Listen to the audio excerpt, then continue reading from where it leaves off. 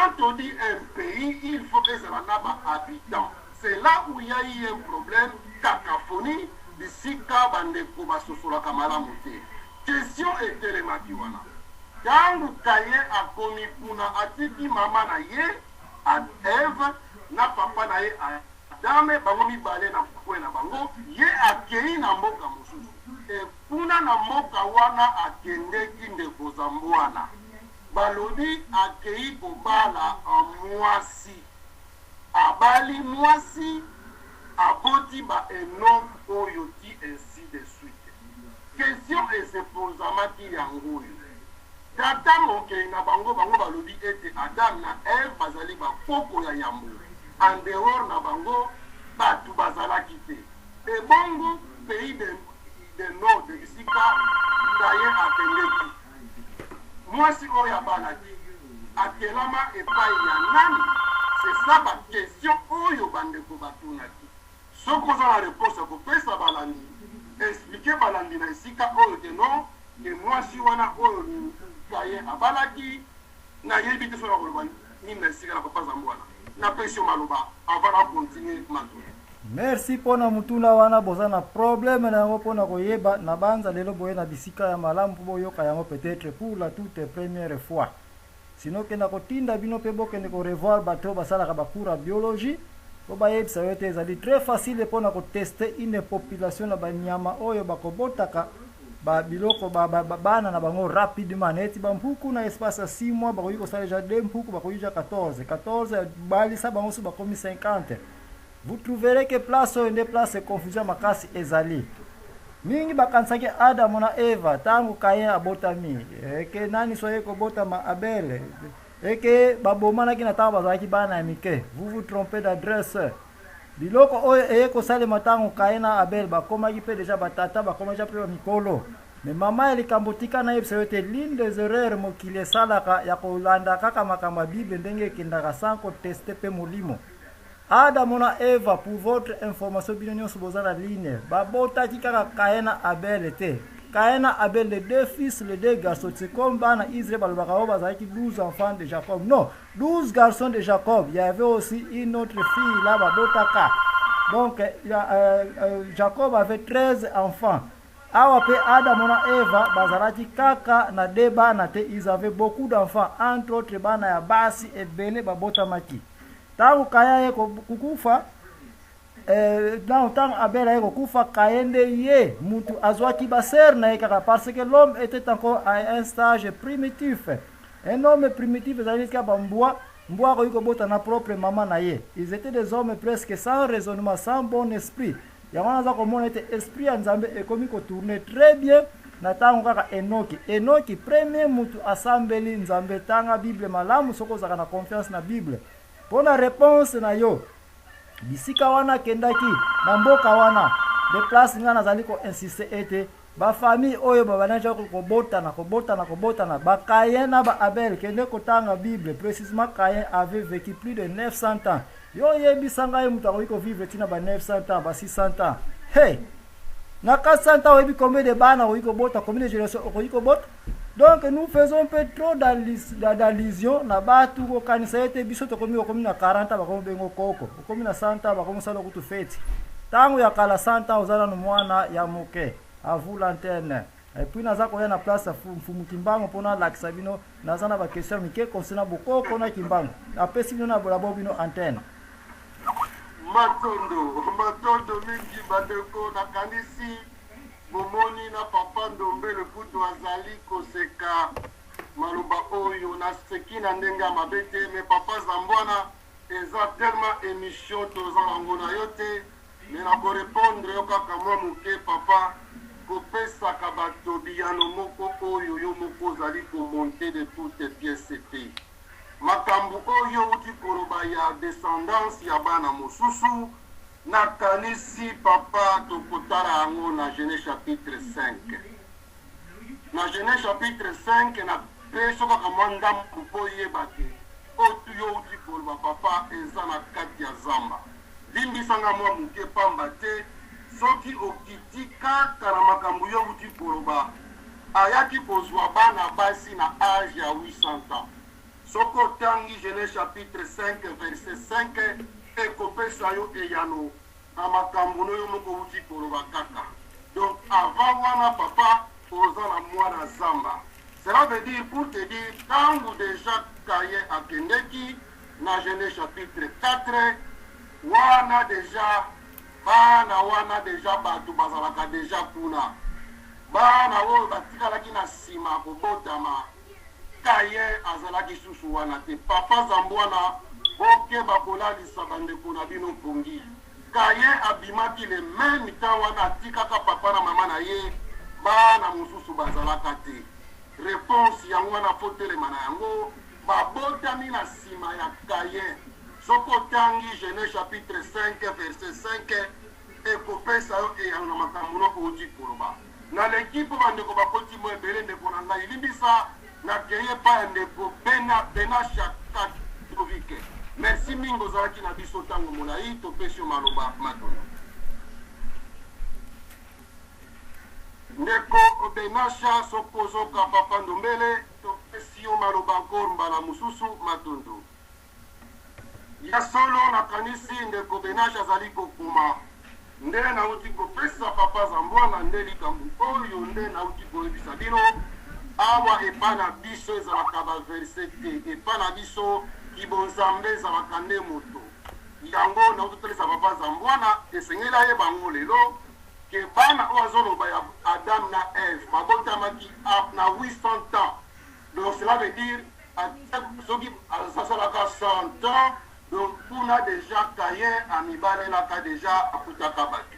nakei mbangu epa ndeko na biso vuvamu oyo auti kokotela biso ndeko vuvamu papa ndombele ndeko na bino apesi yo maloba matondo atondo mingi papa ndombele na kopesi biso maloba tosepeli mpe kopesa mbote na bandeko nyonso oyo bazali kolanda biso bandeko nyonso oyo bazali kokunda etumba elongo na biso mpona mobiko ya bayindo mbote mpe na ndeko na biso kuna ndeko na biso wana tosepeli mingi koyoka bino lisusu na mokolo ya lelo nde tokosuka bino mwa moke na mbai bouti koloba kaka na mokanda ya bapaya oyo bino bozali kosimba tozonga mwa moke tosalela kibomoto na biso tosalela za mai oyo balobi mayele yango wana ntina tozoloba tozonga na kati ya bonzambe na biso mpo na kati ya bonzambe na biso mayele evandi kuna na bandi makambo oyo tozali kolobela sikoyo ezala mwana na ngai oyo aza na 6 ans yango malamu mai wana akoyebisa papa na nzela te esolo nde tokozonga mwa moke eteni ya maetali bongo kaye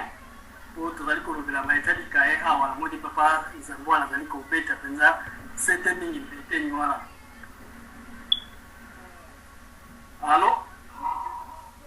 ozali kokana kitoko mbuta koba na yo matondo matondo olimbisi mpo tomonaki message ya micro atalisi biso neti micro yango wana tokataki na mote po toverifie matondo mingi tozongeli yango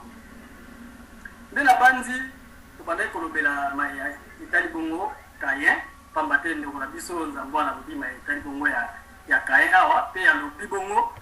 liloba moko oyo epesi biso mpasi mingi pamba te alobi ntango tata mokeli asali bato leleko wana bato bazalaki nano na mayele te bato bazalaki nano na posani te ya oyo bango baitilizaki na lolenge ya kolobelaki bato bazalaki na bomoto te na bandi ata na kaka na buku oyo ye moko asimbi wana oyo azali kodefendre buku ya bato oyo etoni na lokuta na bandi na kati wana balobi tata mokeli akeli bato na lolenge na ye soki akeli bato na lolenge na ye elingi kolobaki bato wana bazali na bakalite oyo ye azali na yango soki ndeko nzambwana alobi ete bato oyo tata mokeli asalaki leleko wana bazalaki na bomoto te elingi kolobaki tata mokeli mpe azalaki na bomoto te pamba te bato oyo akeli bango na lolenge na ye soki bango bazali na bomoto te seke ye moko tata mokeli to mpe nzambe wana ye moko azalaki na bomoto te parceke bakalite oyo azalaki na bato euti epai ya ye tata mokeli ndeko za mwana azongela susu bible wana bien atanga lisusu malamu na eteni wana mpe atangaka yango na bososoli kasi atanga yango neti récitation te ndenge batalisaki biso bale corbeau le renard l'enfant propre na école maternelle ainsi de suite atanga yango na lolengi wana te kasi atanga yango na lolengi ya bososoli na bandi bato soki babotaki mpe neleko wana bango na bango ezalaki mpona kozanga kibomoto te mpona barbarerie te ezalaki mingi kolandela neleko wana bato baza moke soki bato baza moke na eleko wana nayebi te soki bango na bango baza na mpo mokili ekoka kotonda bato bakoma oyo tolobaka bato kati na mokili bongo bakobota lolenge nini bakobota mpe kaka na oyo bango bazali komona pembeni na bango nde bakobota na bango na bandi wana ezali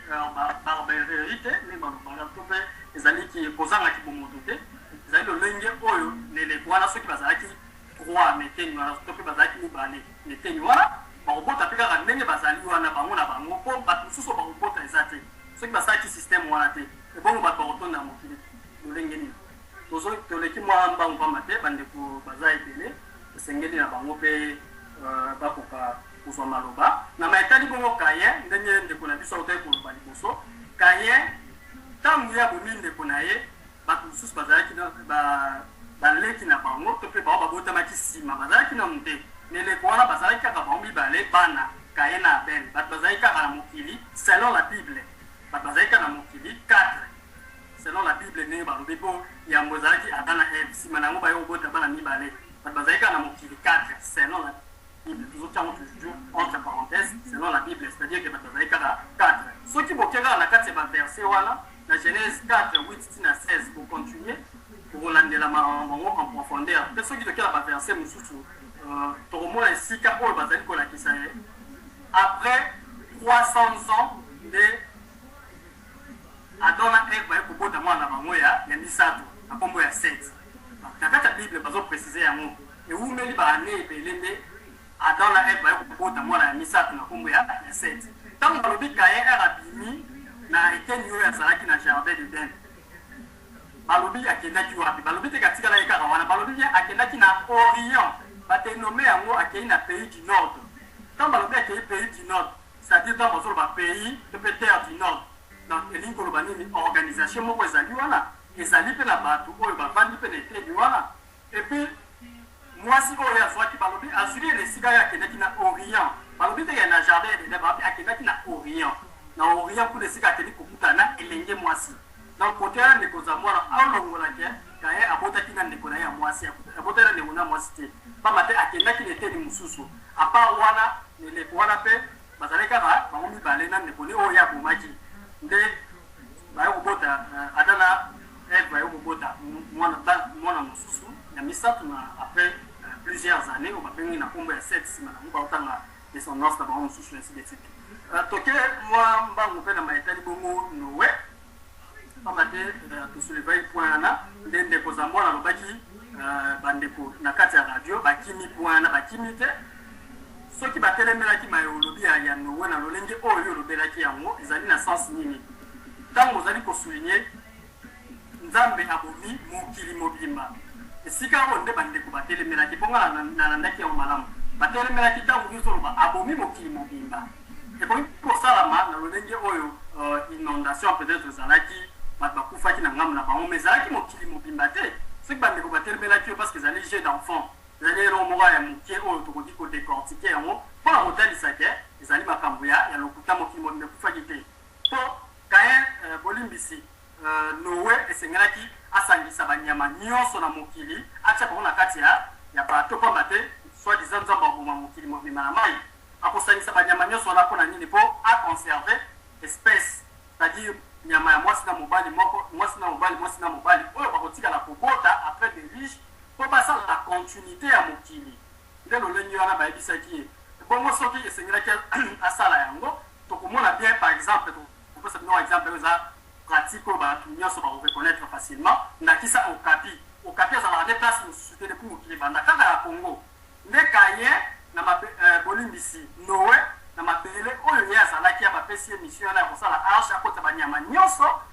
Noe alongwe bande esika azalaki na mabele na bango na azikuna aketi na Congo ake koluka okapi yabi te soki Noe atambolaki ndenge nini à l'époque po akende azwa okapi kuna